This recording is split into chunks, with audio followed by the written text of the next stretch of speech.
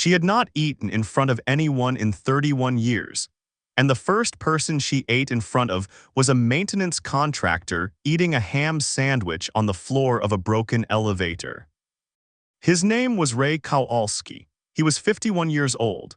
He had a bad knee from a fall off a scaffold in 2019 that he had never gotten properly looked at because the timing had never been right, and then the timing had never been right again, and then several years had passed and now it just hurt and he had made his peace with that. He had a daughter in Pittsburgh named Megan who was studying to be a physical therapist, which Ray privately considered the universe's way of being funny. He had been eating the same lunch for 6 years. Ham, mustard, no cheese on sourdough, wrapped in wax paper with a side of whatever chips were on sale. Today it was salt and vinegar. He had been contracted to service the elevator banks at the Interstellar Trade Concourse in what used to be downtown Detroit, which was now a thing people called the Hub. Not officially, just in the way that large, complicated things get called simple names when they become too big to describe.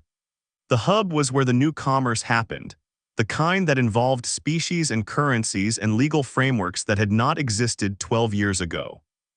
The elevators in the original structure were human-built, and they were old, and they broke down in the specific way that human-built things from the 2020s broke down.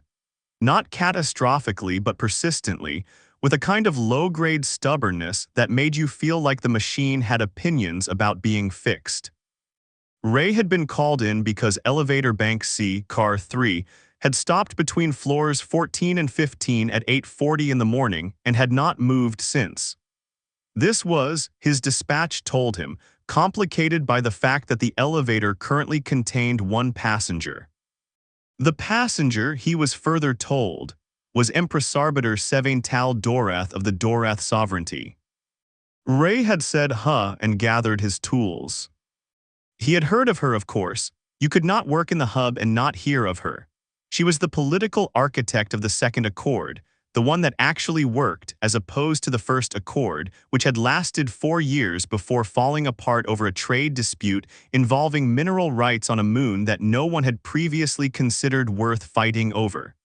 She commanded 17 systems.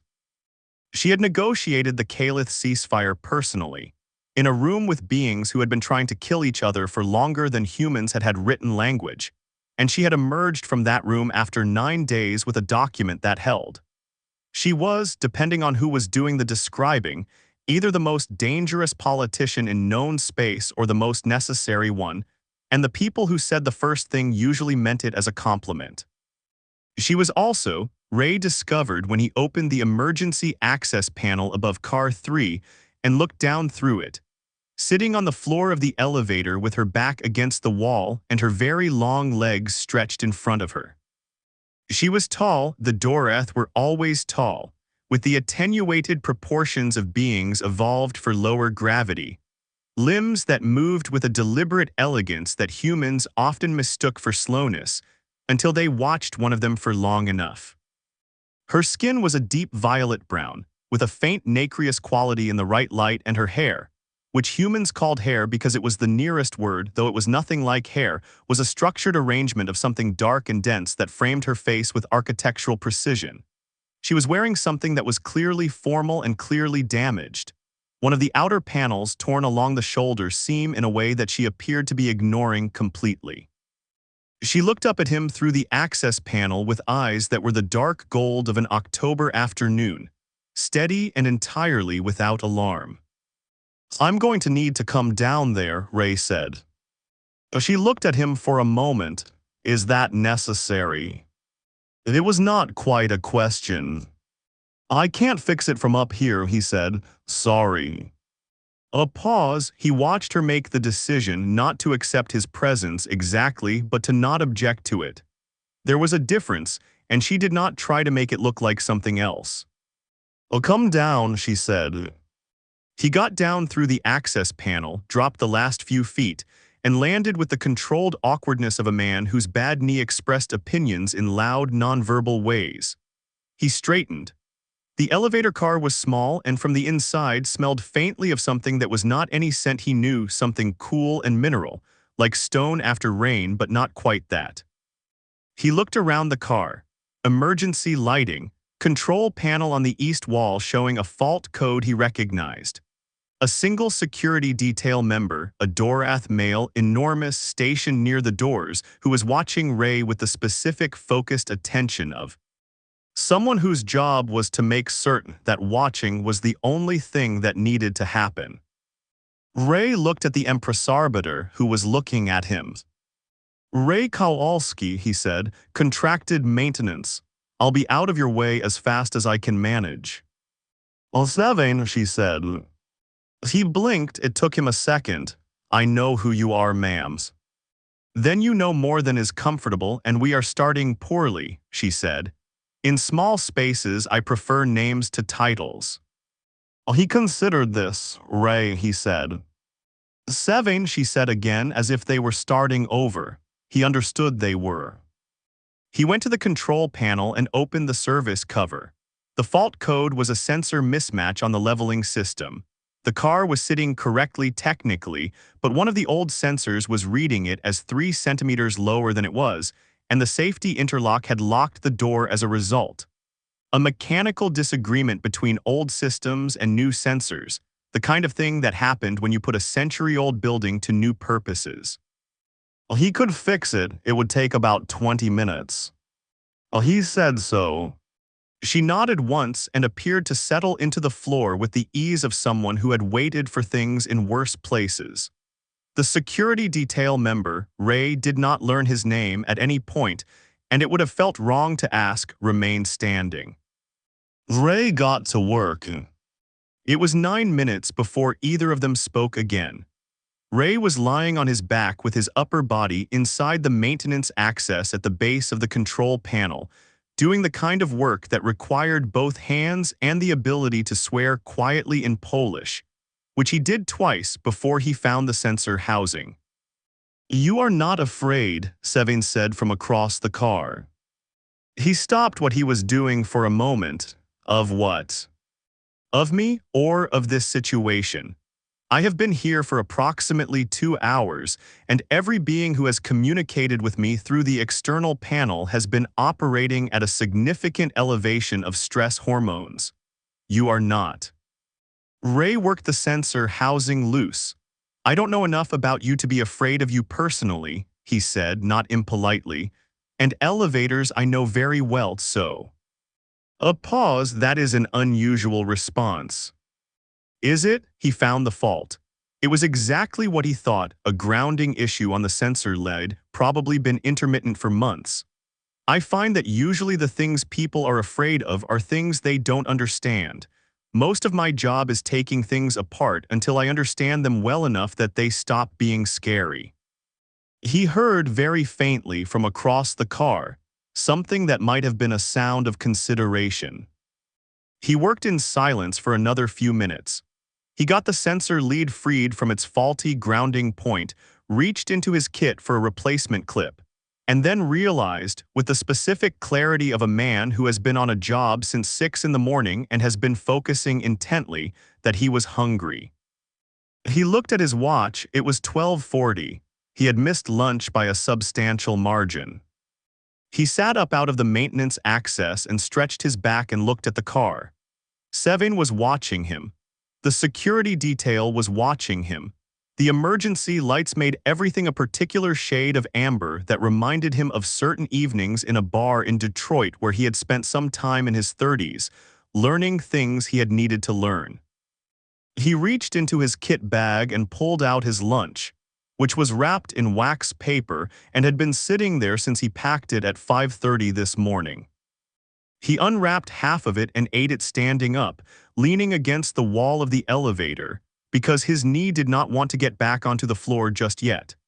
The sandwich was slightly compressed from being in the kit bag, but still good. The salt and vinegar chips made a sound that seemed very loud in the small space. He looked at the other halves. He looked at Sevin. He looked at the other half again. His mother had been a very specific kind of Polish woman who believed that the correct response to any human problem, large or small, was to feed someone.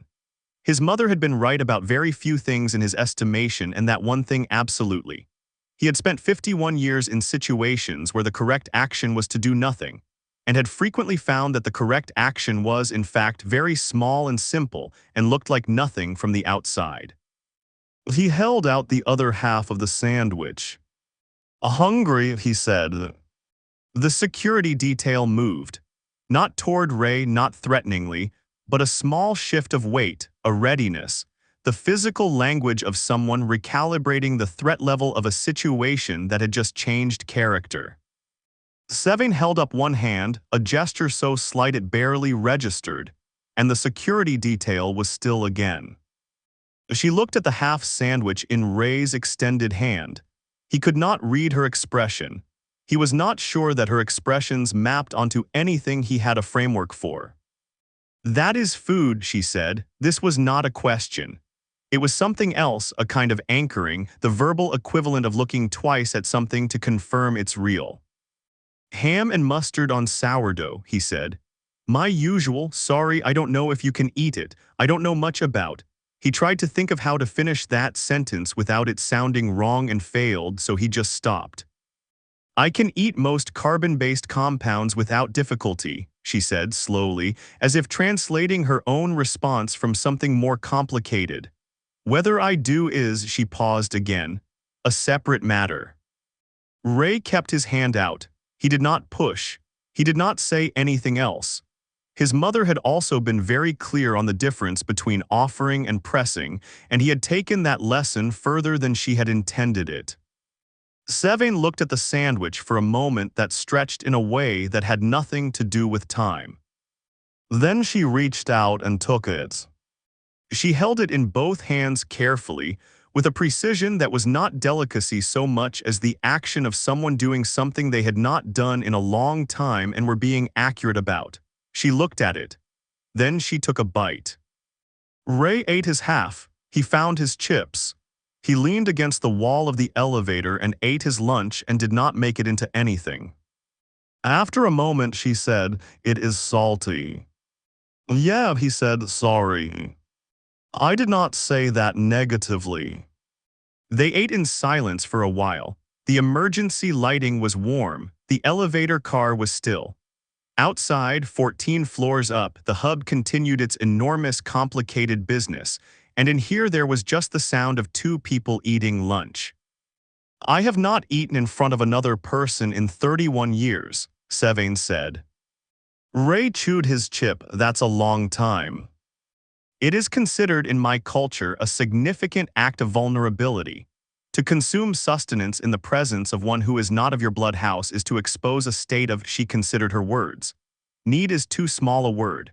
The act of eating is, for the Dorath, an acknowledgement that one is not complete in oneself, that the world must give you things in order for you to continue. To show this to a person outside your lineage is to show them a truth about your insufficiency." Ray looked at the wax paper in his hand. He thought about that for a moment. "For us, eating with someone is how we show we trust them," he said. "It goes the other way around." She turned to look at him with those October afternoon eyes. The same act, opposite meanings. "It happens a lot, I think," he said, "between people who didn't grow up together." She was quiet for a moment. "You are a maintenance contractor." "Oh, yep. You service elevators and escalators and HVAC in about 8 buildings in the hub. I go where the job is." She looked at the space between her hands where the sandwich was. "Tell me about the first elevator you fixed." Ray blinked. "You want to hear about?" "We have time," she said, "and I find I am curious about a man who takes things apart until he understands them." He told her about the first elevator. It had been in 2004, and he had been 23 and brand new to the trade and deeply afraid of getting it wrong.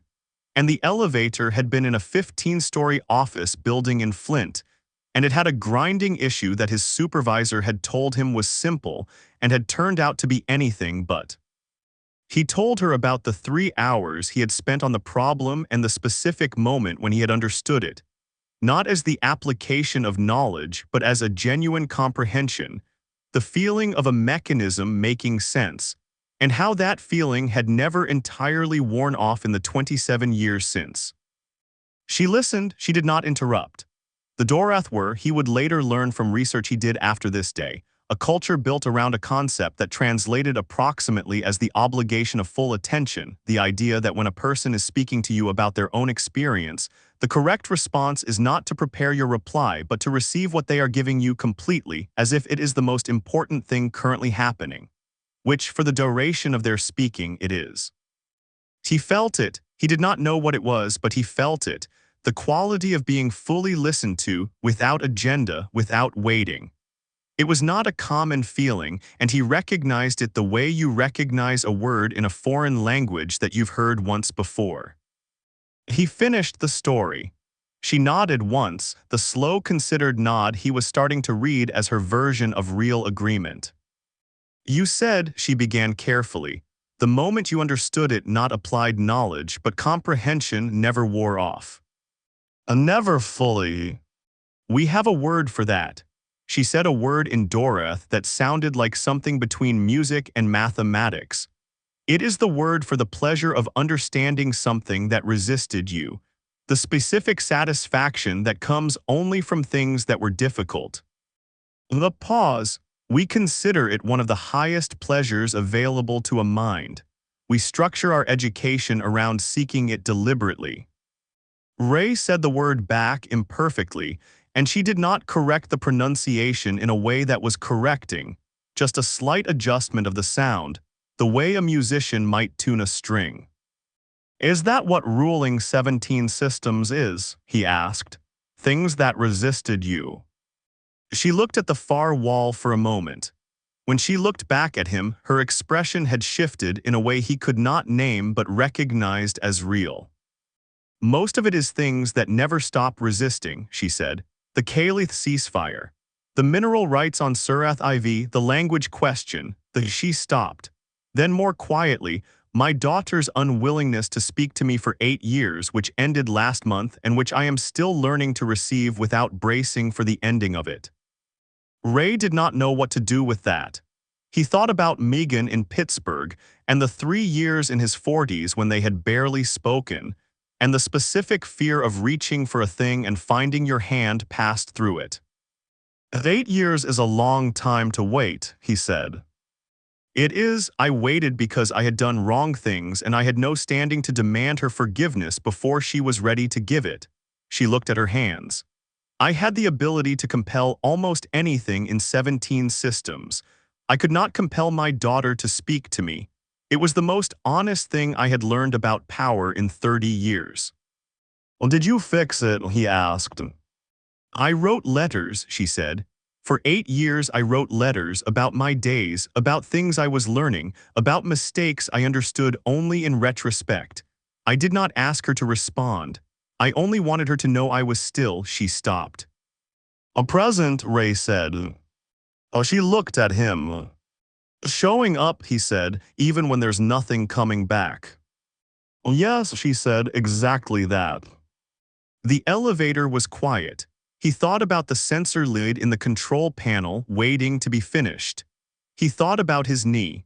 He thought about a woman who could end trade negotiations and broker ceasefires and not compel her own daughter, and how that was not a contradiction at all.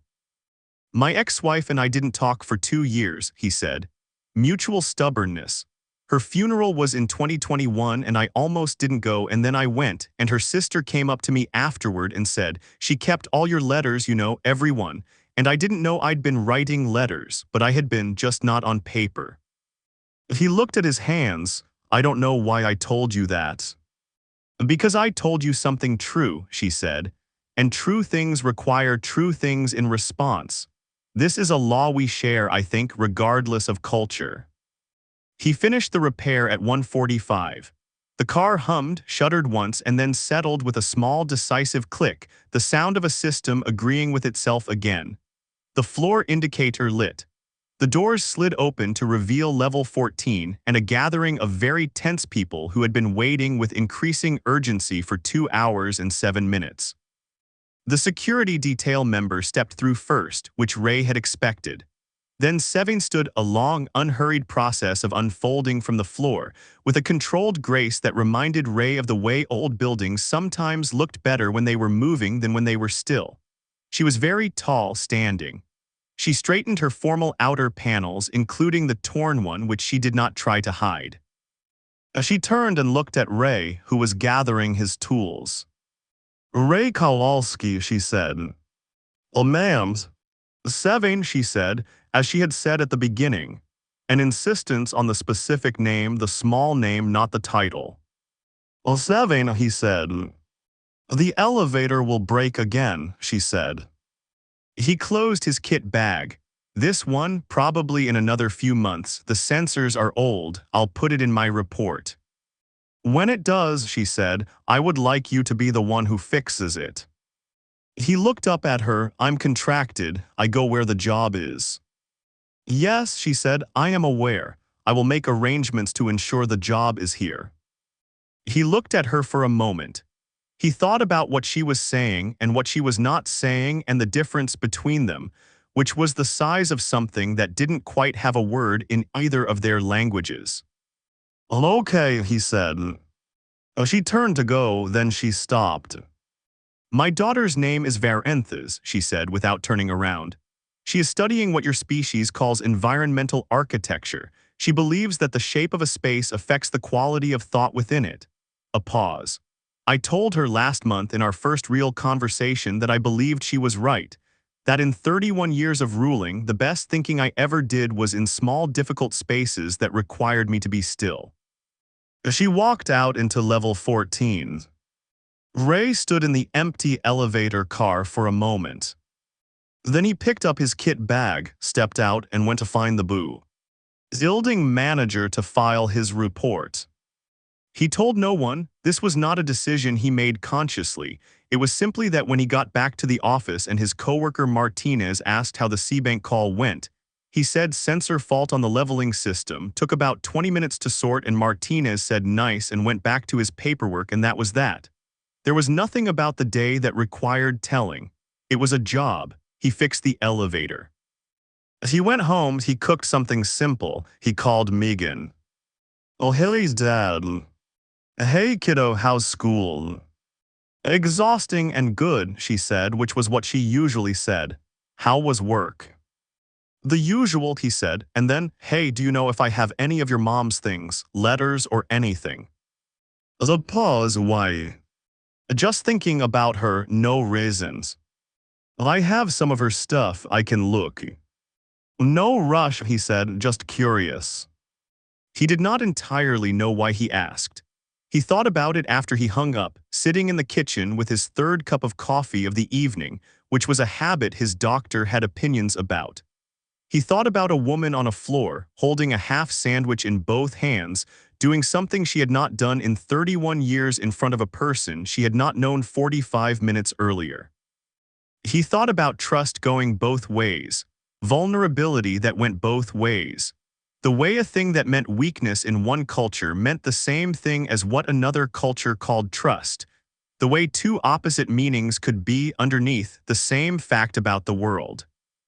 He thought about things that resisted you and the specific pleasure of understanding them.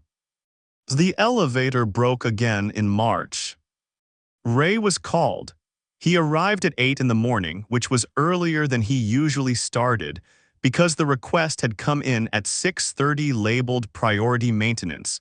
And when you were a contractor, you did not question priority maintenance labels.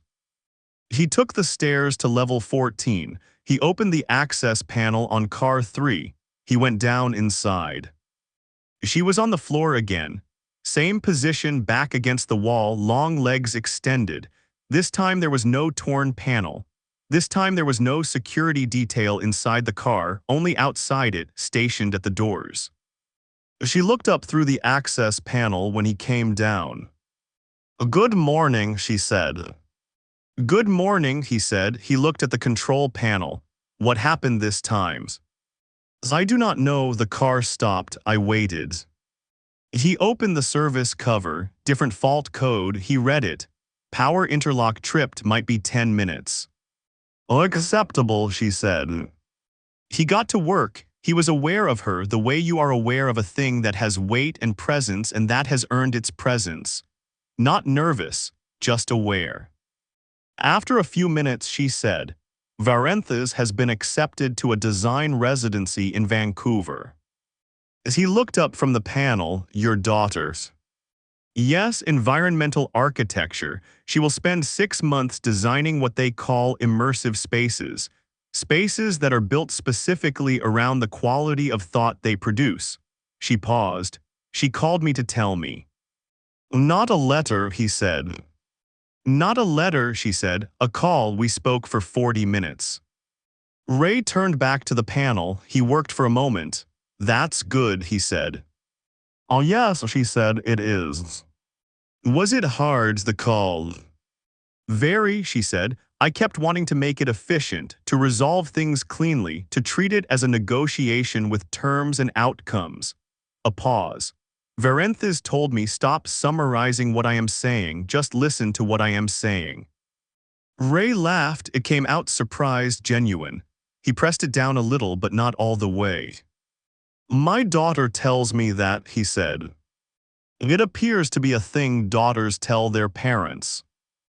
Probably for good reasons. Yes, I am beginning to think so. He found the fault, reset the interlock. The power came back with a low hum. He rechecked the sensor reading from last time, still clean, good, his work had held.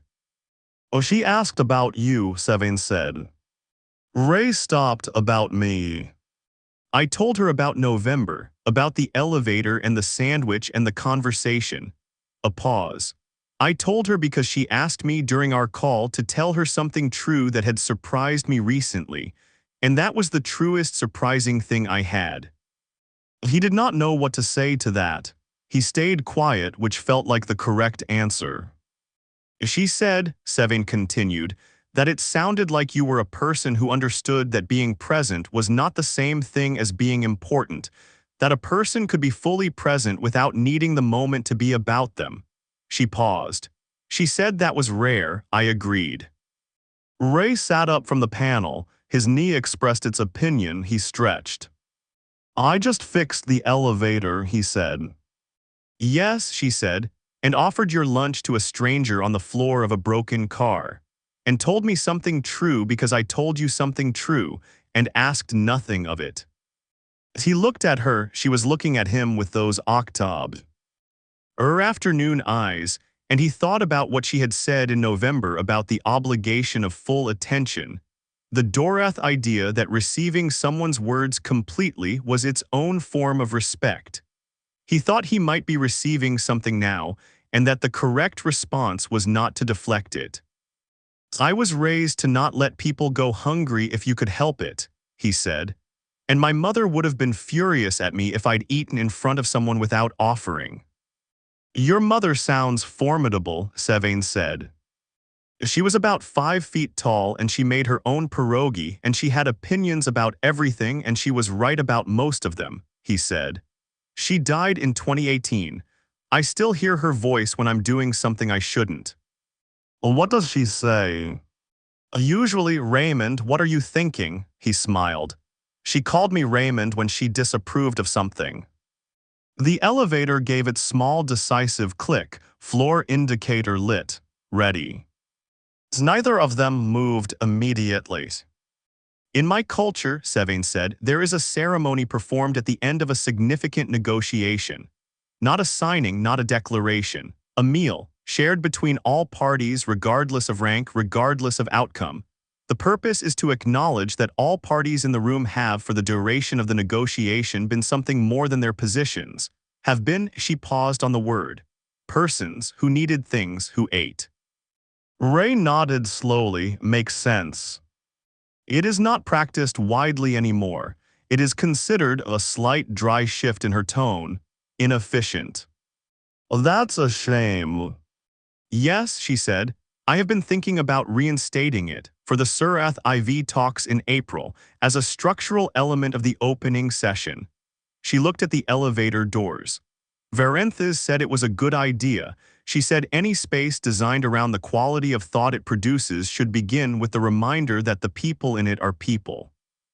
She stood, that long, unhurried unfolding, the architectural grace of someone at home in their height. She reached into the structured folds of her outer panel and held something out to him.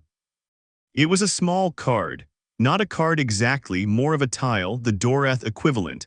A flat piece of something that was not quite ceramic and not quite glass, dark violet, with a small inscription in Doreth characters. "What is this?" he said. "A contact address," she said. "Not an official one, a personal one." She met his eyes. "For Megan. If she is studying physical therapy and her father has a knee that has been unexamined for 6 years, the IMC medical facility in the hub has a rehabilitation department that is, I am told, exceptional." Ray looked at the tiles. He thought about his mother. He thought about the way she had been right about most things. He thought about what his mother would say right now in this elevator, and what she would say was, "Raymond, take the card, don't make it complicated." Well, he took the card. "Oh, thank you," he said. "Thank you," she said, "for November. I just fixed an elevator." "Yes," she said, and her voice held something in it that he did not have the Doreth vocabulary to name, but that felt in the bones of it like the English word, exactly. She walked out into level 14. He stood in the elevator car and looked at the tile in his hand. Small, dark violet. Warm from being in her pocket, or whatever the Doreth equivalent of a pocket was, for however long she had been carrying it. He put it in his jacket pocket and picked up his kit bag. In April, the Surath IV negotiations opened with a shared meal. Every diplomatic outlet covered it. Most of them described it as a gesture, a piece of political theater, a calculated display of accessibility. One journalist, who had been covering Sevental Doreth for 15 years, wrote that it was the first time she had seen the Empress Arbiter eat in public, and that she had eaten with the specific attention of someone doing something they had decided mattered. The journalist did not know what had changed. She wrote about it anyway, because she had been a journalist long enough to know that the things you could not explain were often the ones most worth writing down. Ray called Megan on Sunday. "Dad, you usually wait for me to call." "I know, I have something for you." He was sitting in his kitchen. The tile was on the table in front of him. "Do you remember me telling you about the elevator in November? The big one in the hub. The Empress Arbiter was in it." A very long pause, Dad. "Oh yeah. You fixed the Empress Arbiter's elevator." "Twice, actually." "Dad," a longer pause, "were you going to mention this?" "I'm mentioning it now." He looked at the tile.